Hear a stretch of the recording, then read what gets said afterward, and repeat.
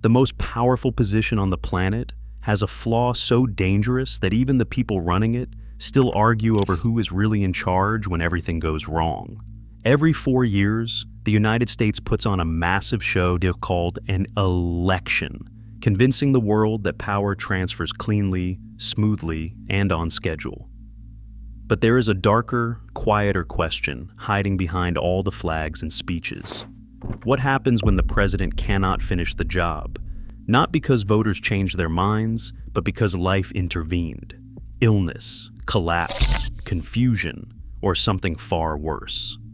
The rules that decide who takes control were not built for chaos. They were patched together over centuries, rewritten after tragedy, and still contain cracks that nobody wants to test in real life. This story is not about elections.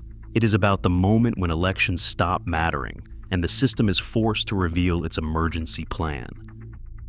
The United States Constitution is often described as one of the most carefully crafted documents in human history.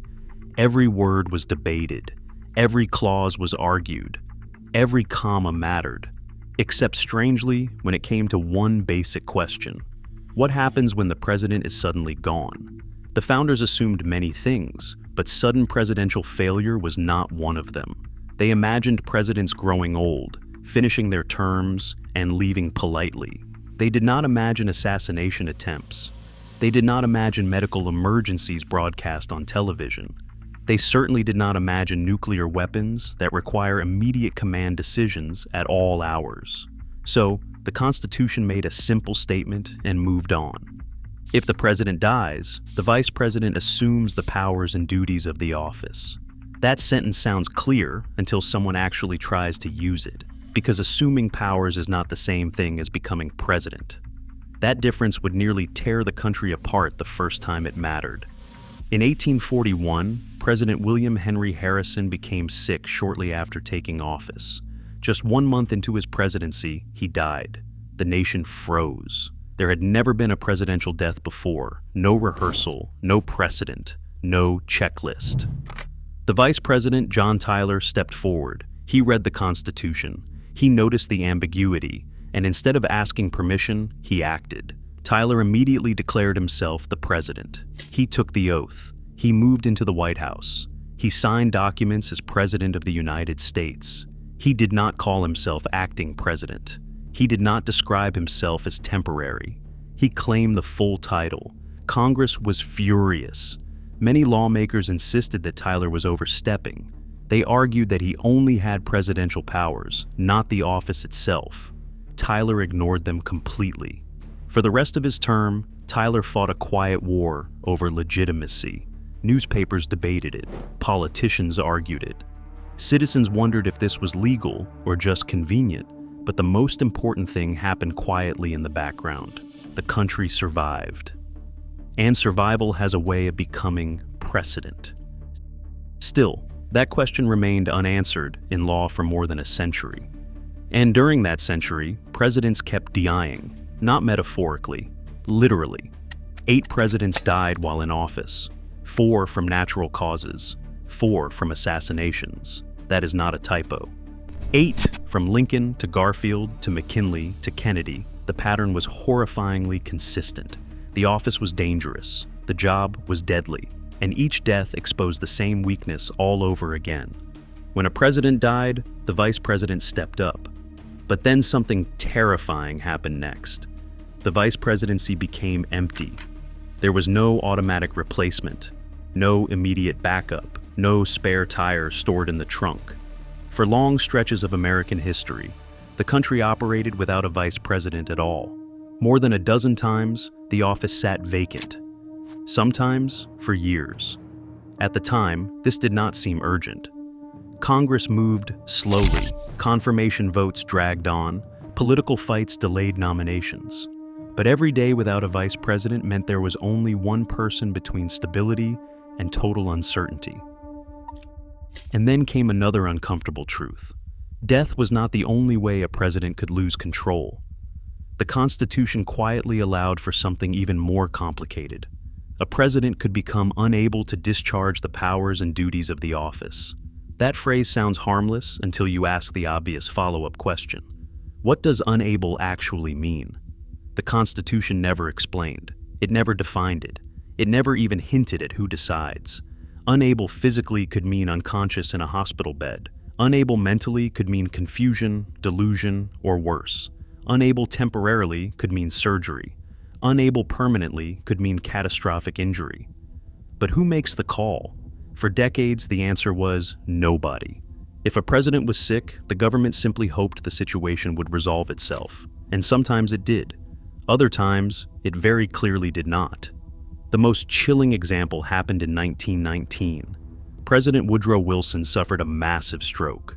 He was partially paralyzed. He was mostly blind.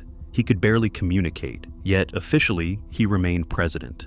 For months, decisions were quietly filtered through his wife in a small inner circle. The vice president stayed silent. Congress stayed silent. The country moved forward with a president who could not fully function. There was no formal transfer of power, no public admission of inability, no constitutional mechanism to intervene. That moment terrified future leaders. But even then, Congress delayed action. Years passed, decades passed, assassinations happened, the Cold War escalated, nuclear weapons entered the picture. Finally, fear outweighed procrastination. In 1967, the 25th Amendment became law. This amendment was not flashy.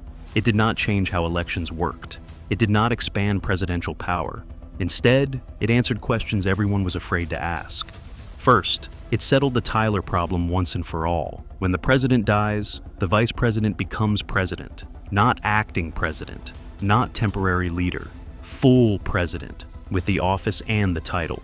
Second, it fixed the empty vice presidency problem. If the vice presidency becomes vacant, the president nominates a replacement. Congress confirms. The backup is restored. Third, and most controversial, it finally explained inability. Under the 25th Amendment, a president can voluntarily declare themselves unable. This usually happens during surgery or medical procedures. Power transfers temporarily to the vice president, who becomes acting president. Once the president recovers, power returns immediately. This part has been used quietly several times, smoothly, almost invisibly. But the amendment also prepared for a darker scenario. What if the president cannot admit they are unable? What if the president refuses? In that case, the vice president and a majority of the cabinet can declare the president unable in writing. At that exact moment, power transfers to the vice president. This is not symbolic. This is immediate. The president can object. They can declare themselves fit. But that only starts a clock. Congress then has 21 days to decide who is right. If Congress does nothing, power returns to the president.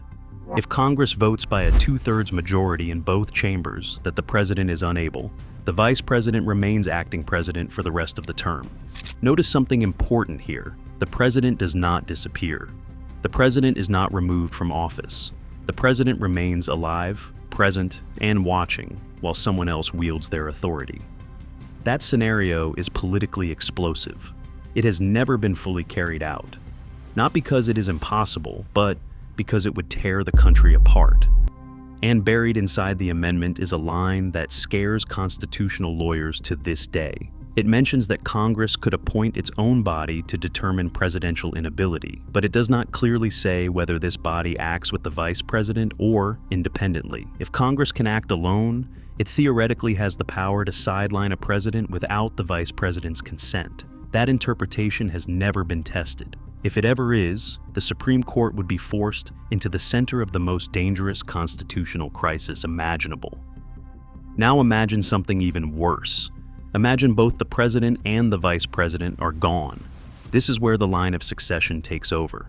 Congress was given authority to decide who comes next, and when they did, they made choices that still raise eyebrows. First in line after the vice president is the Speaker of the House. This person is not part of the executive branch. They are a politician elected by one chamber of Congress.